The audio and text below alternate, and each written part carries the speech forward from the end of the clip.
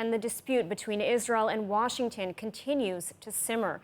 A top Biden administration official rejected Prime Minister Netanyahu's claim that the U.S. failure to veto the UN resolution for a ceasefire led Hamas to harden its stance in hostage talks.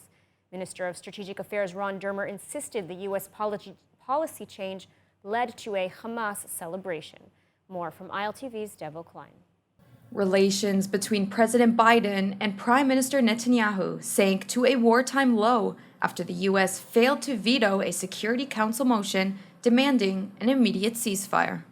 During discussions with visiting Defense Minister Gallant, U.S. Defense Secretary Lloyd Austin had a strong message on U.S. expectations. Now, we continue to share the goal of seeing Hamas defeated. So we'll discuss alternative approaches to target Hamas elements, and we must also plan for Israel's security after this conflict ends. And that includes working in renewed cooperation with the Palestinian Authority and our regional partners to stabilize Gaza and to move toward a two-state solution. Gallant said that Israel's focus since October 7th had not changed, defeating Hamas and returning the hostages. We will discuss developments in Gaza and the means to achieve our goals, the destruction of Hamas organization and bringing back the Israeli hostages back home.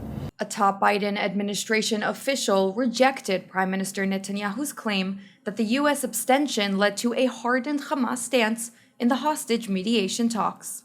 So that statement, which I believe said that Hamas pulled out of the hostage talks, or Hamas rejected the most recent proposal because of the United Nations Security Council resolution, that statement is inaccurate in almost every respect, and it is unfair to the hostages and their families. And I can tell you that that response was prepared before the UN Security Council vote, not after it. Strategic Affairs Minister Ron Dermer told Bloomberg TV that the Prime Minister was right to cancel his trip to Washington to discuss alternate options for dealing with Hamas in Rafah. And if you look at the text, and everyone can go see it on the UN website, and you look at the resolution 5 days ago, and you look at the resolution that passed yesterday, you'll see a huge difference. And unfortunately, that's a change in U.S. policy. Now, I'm glad to hear that John Kirby said it's not a change in U.S. policy, and I hope that they will continue to connect those two issues. But that's not the text of the resolution, and that's why